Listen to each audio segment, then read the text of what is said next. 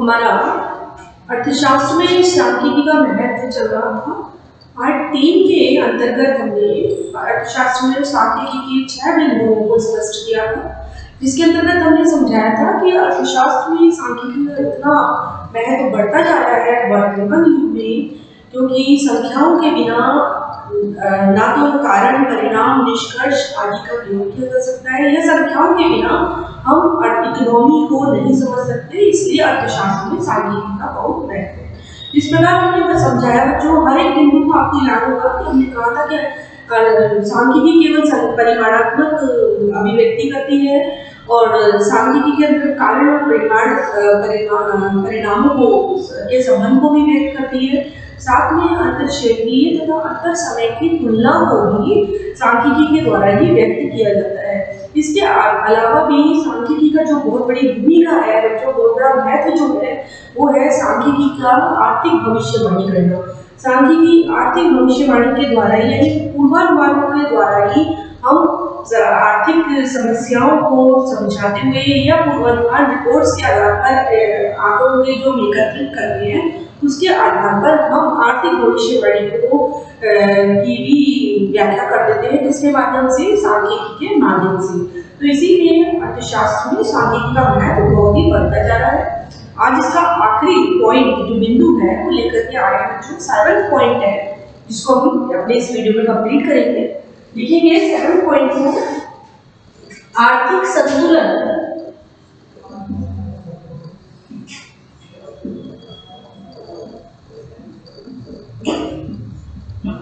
आर्थिक संतुलन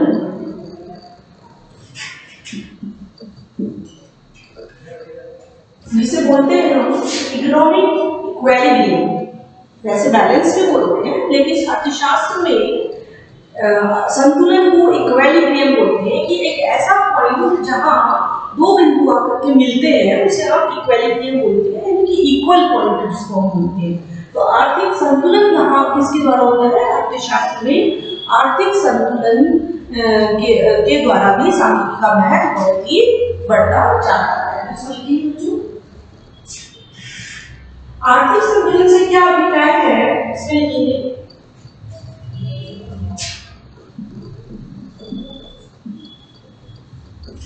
आर्थिक संतुलन से क्या अभिप्राय है?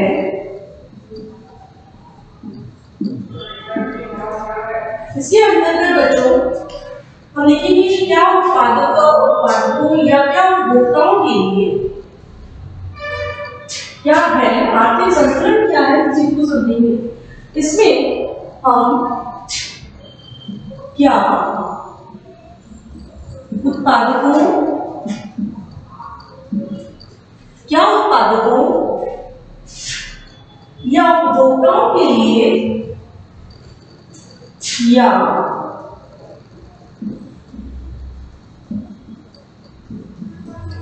उपभोक्ताओं के लिए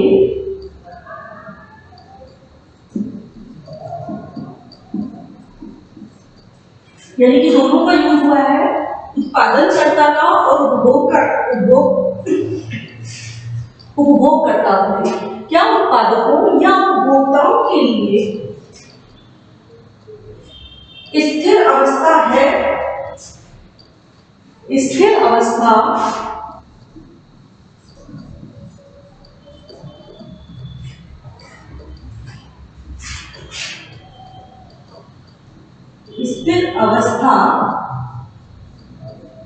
है। स्थिर अवस्था को हम बोलते हैं कि ऐसी कौन सी स्टेट ऑफ रेस्ट। स्थिर अवस्था को हम बोलेंगे बच्चों, चाहे तो आप इंग्लिश में लिख सकते हो, स्टेट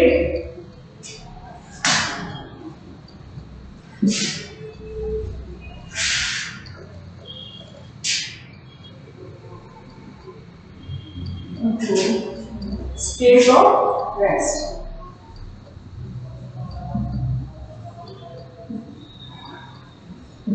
स्थिर अवस्था, स्टेट ऑफ रेस्ट, कि क्या उत्पादकों या उपभोक्ताओं के लिए स्थिर अवस्था है।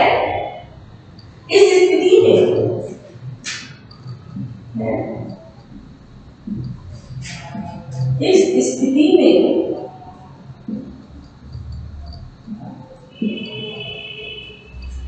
है कि उत्पादकों और उपभोक्ताओं, इस स्थिति में उत्पादकों तथा उपभोक्ताओं की संतुष्टि अधिकतम होती है। इस स्थिति में उत्पादकों तथा उपभोक्ताओं की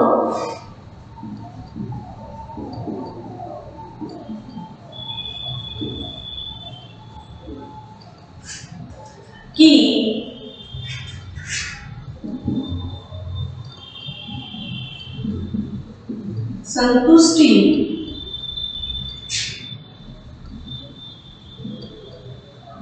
अधिकतम होती है। इस स्थिति में क्या होता है बच्चों, देखो आर्थिक संतुलन बोल रखा है इसमें, इकोनॉमिक इक्विलिब्रियम। इकोनॉमिक इक्विलिब्रियम जिसको हम इक्वल पॉइंट बोलते हैं कि दो बिंदुओं का होना आवश्यक है। दो बिंदु यहाँ पर कौन कौन से हुए, उत्पादक और उपभोक्ता। जहां ये दोनों जाकर स्थिर हो जाते हैं, यानी कि इनकी स्थिति में क्या होती है, जहां ये दोनों जाकर क्रॉस होते हैं, जिसको बोलते हैं वस्तुओं की कीमतों को तय करते हैं या निर्धारण करते हैं।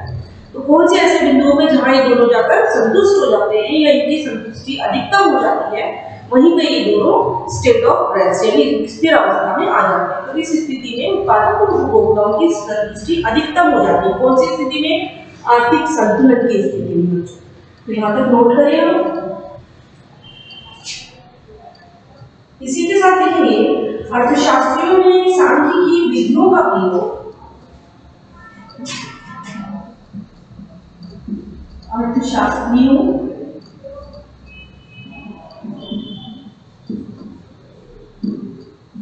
ने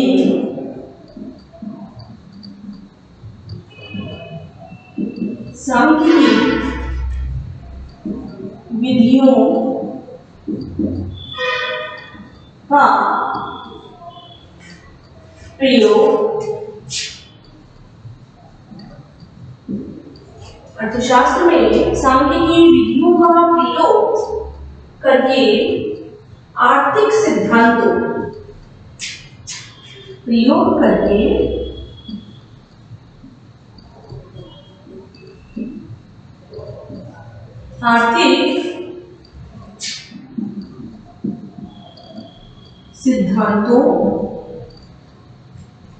आर्थिक सिद्धांतों जिसको हम बोलते हैं इको फंडास। आर्थिक सिद्धांतों इको फंडास प्रयोग करके आर्थिक सिद्धांतों का जिनका अध्ययन इको फंड प्रयोग करके आर्थिक सिद्धांतों जिनसे ज्ञात होता है कि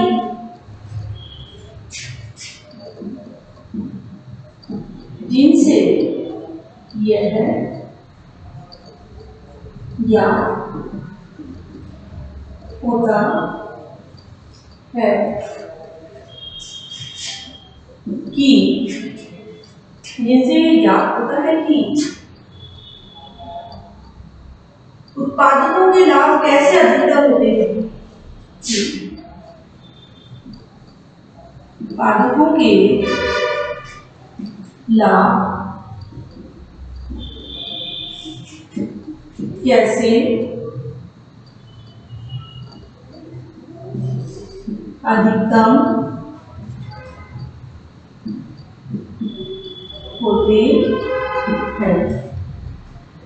तो बच्चों कहने का मतलब आर्थिक संतुलन से हम पहले अभिप्राय करें कि आर्थिक संतुलन क्या है। क्या उत्पादकों या उपभोक्ताओं के लिए ये एक स्थिर अवस्था है जिसको हमने स्टेट ऑफ रेस्ट बताया। इस स्थिति में उत्पादकों और उपभोक्ताओं की संतुष्टि अधिकतम हो जाती है। अर्थशास्त्रियों ने सांख्यिकी विधियों का प्रयोग करके विधियां हमने बताई थी। कौन कौन सी विधियां होती है सांख्यिकी विधियों में, जिसमें प्रस्तुतिकरण, संग्रहण, प्रस्तुतिकरण, व्यवस्थितीकरण, विश्लेषण आदि ऐसी विधियां बताई थी। उनका प्रयोग करके आर्थिक सिद्धांतों जैसे इको फंडास बोलते हैं, जिनसे ये ज्ञात होता है कि उत्पादकों के लाभ कैसे अधिकतम हो। क्योंकि एक उत्पादक कोई भी कार्य करेगा तो उसका जो उद्देश्य होगा वो यही होगा कि उसको लाभ कैसे ज्यादा से ज्यादा हो। उत्पादक का उद्देश्य ये होता है कि लाभ कैसे अधिकतम हो, और उपभोक्ता का उद्देश्य होता है कि कम कीमत में हम ज्यादा मात्रा में वस्तु लेकर के आए। यही इसका लाभ होता है कि कम बजट में वस्तु की मात्रा ज्यादा लाभ। तो ये उत्पादक के लाभ कैसे अधिकतम होते हैं ये बताएंगे, इसकी बात लिखेंगे। या उपभोक्ता किस प्रकार अधिकतम संतुष्टि प्राप्त करते हैं, या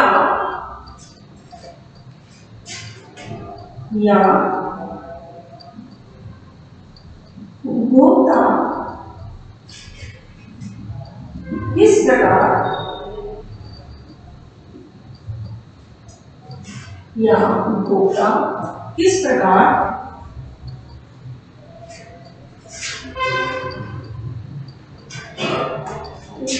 अधिकतम संतुष्टि प्राप्त करते हैं, इस प्रकार अधिकतम संतुष्टि प्राप्त करते हैं। तो बच्चों यही कहना चाह रहे हैं, पहले तो आप ये चीज बता दें कि दोनों का, उत्पादक और उपभोक्ताओं की संतुष्टि अधिकतम कैसे हो।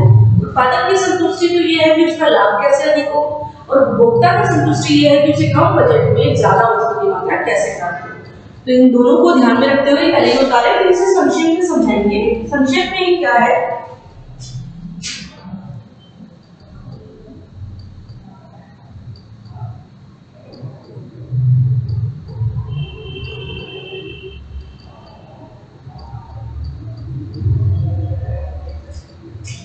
इसमें संक्षेप में लिखें,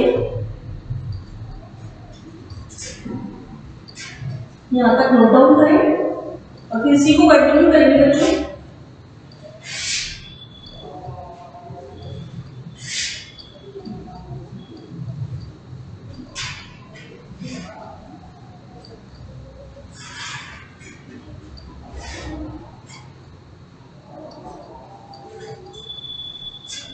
इसी को कंटिन्यू करेंगे और इसमें लिखेंगे संक्षेप में,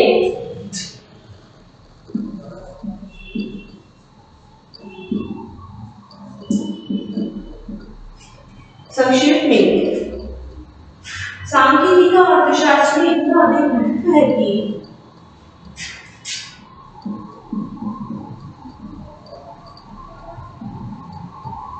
सांख्यिकी का अर्थशास्त्र में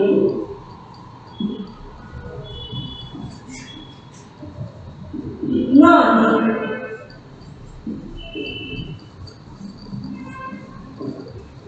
सांख्यिकी का अर्थशास्त्र में इतना अधिक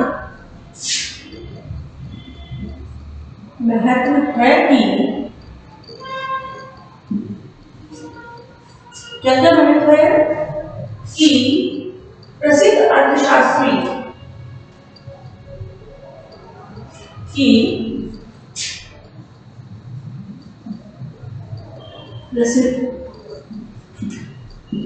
अर्थशास्त्री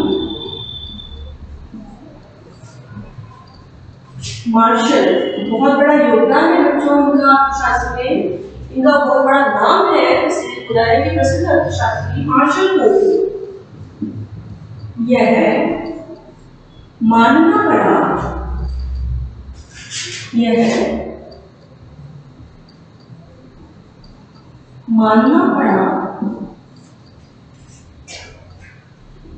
कि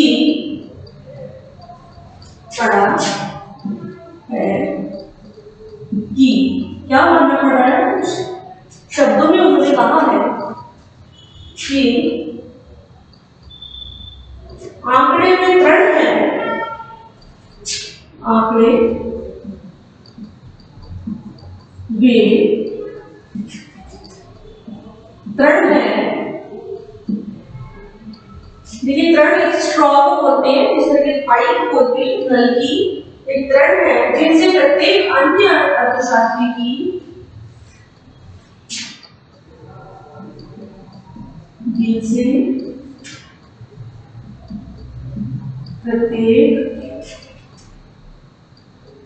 एक अन्य अर्थशास्त्री की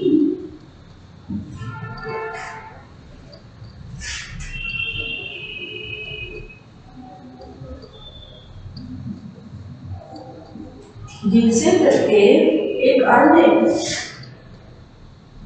अर्थशास्त्री की भांति प्रत्येक अन्य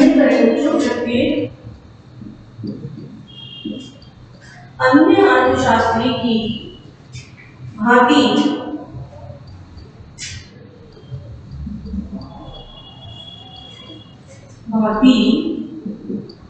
मुझे भी देखिए साफ बोला है मैंने कि मुझे भी ईंटें बनानी पड़ती है।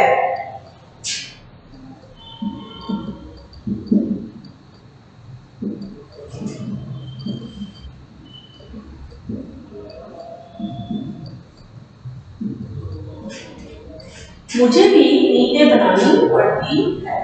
देखिए इन्होंने अपने शब्द में इसलिए कहा है कि सांख्यिकी का अर्थशास्त्र में इतना महत्व बढ़ गया कि बिना संख्याओं के हम किसी भी चीज को सत्य या प्रमाणित नहीं कर सकते बच्चों, जब तक हमारे पास कोई प्रूफ ना हो। वो चीज कहना चाह रही है कि प्रसिद्ध अर्थशास्त्री मार्शल के द्वारा भी ये मानना पड़ा कि आंकड़े में तृण है, तृण का मतलब स्ट्रॉ है, जिसको हम इंग्लिश में लिखेंगे अभी, जिनसे प्रत्येक अन्य अर्थशास्त्री की भांति मुझे भी ईंटें बनानी पड़ती है। इसको अगर हम इंग्लिश में लिख सकते हैं बच्चों, statistics are the straw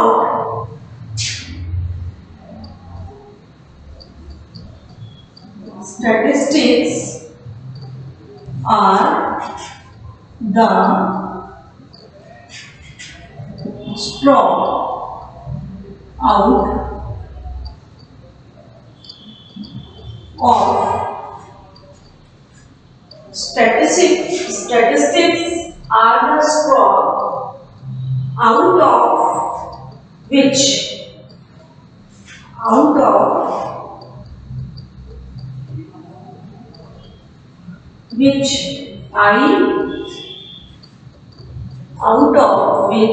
I like every other economist. I like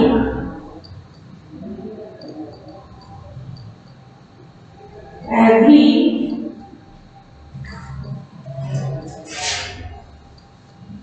other economics.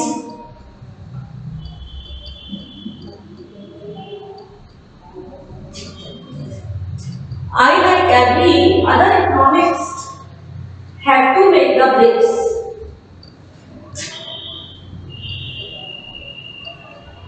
Have to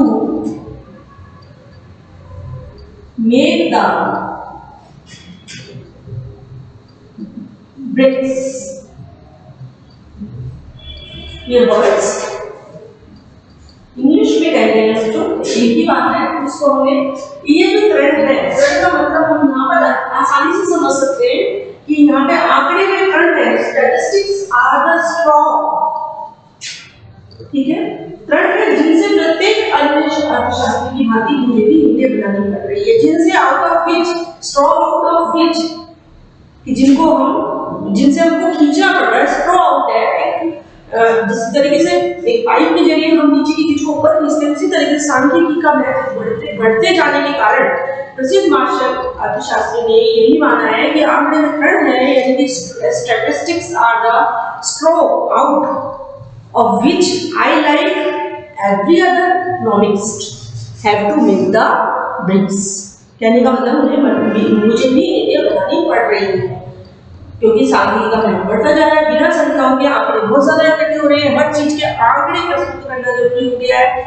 आंकड़ों का समूह होगा तो ही अर्थशास्त्र में सांख्यिकी का विस्तार से वर्णन कर सकेंगे। तो बच्चों को कंटिन्यू करो से।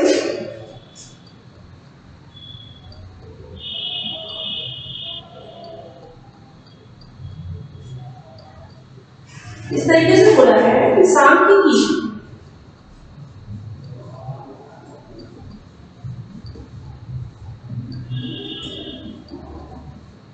निश्चित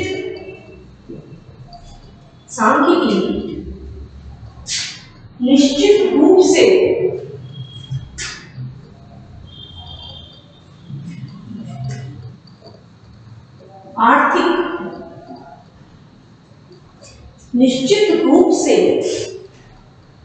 आर्थिक अध्ययनों के पहिए की धुरी है। आर्थिक अध्ययनों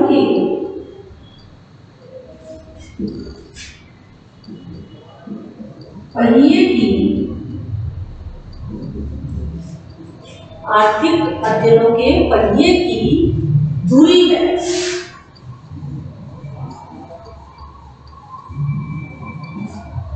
इट इज बहुत इंपॉर्टेंट चीज कि आर्थिक अध्ययन जब हम पढ़ते हैं, आर्थिक क्रियाओं का अध्ययन करते हैं, तो बच्चों को सांख्यिकी को निश्चित रूप से उन्हीं अध्ययनों की दूरी का है कि वो जो आर्थिक संख्याओं का जो हमारे चारों तरफ से एक क्या बन जाता है, एक जाल सा बन जाता है। जब हम आर्थिक क्रियाओं का अध्ययन करते हैं, इकोनॉमिक्स को पढ़ते हैं, तो संख्याओं का निश्चित रूप से क्या हो जाता है, एक पहिए के रूप में आर्थिक अध्ययन करते हैं। तो उसके चारों तरफ, दूरी का मतलब होता है उसके चारों तरफ क्या चीज होती है, संख्याएं यानी कि आंकड़े ही आंकड़े होते हैं।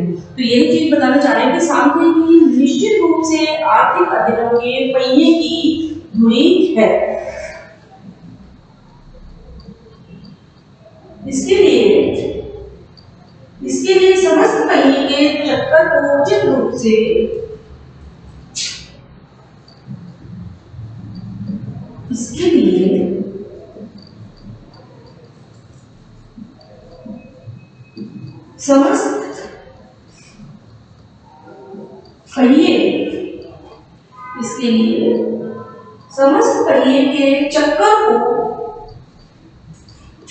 समस्त पहिए के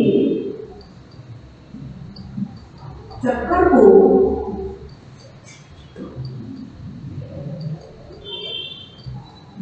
समझने के लिए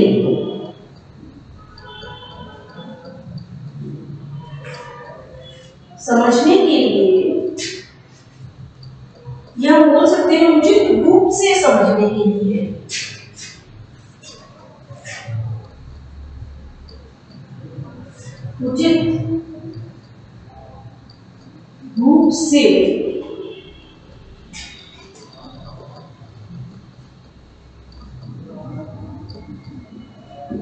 समझने के लिए क्या चीज आवश्यक है बच्चों,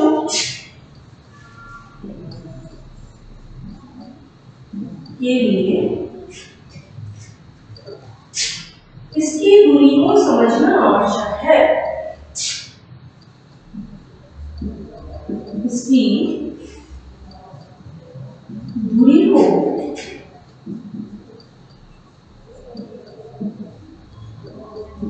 समझना आवश्यक है।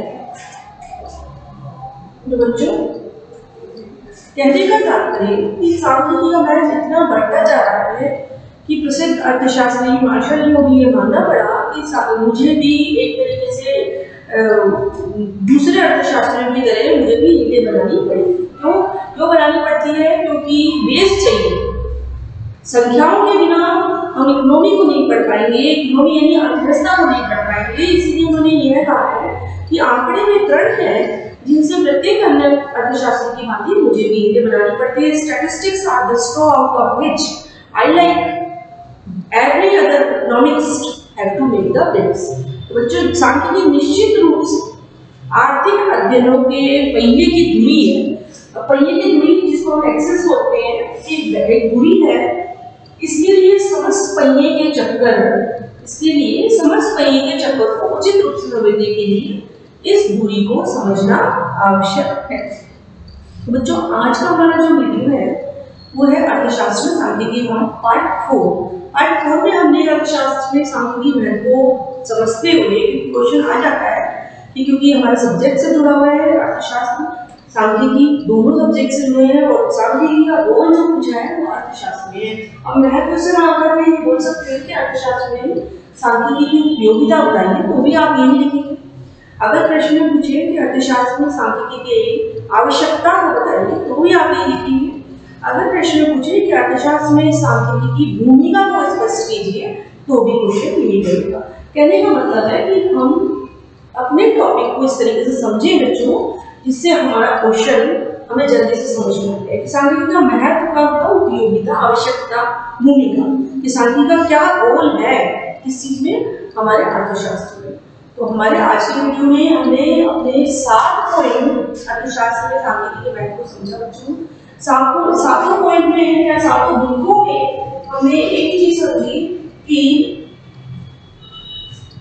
सांख्यिकी जो है वो क्या है, आर्थिक समस्याओं की परिमाणात्मक अभिव्यक्ति है, अंतरक्षेत्रीय तथा अंतर समय की तुलना करती है, कारण एवं परिणामों के संबंधों की व्याख्या करती है।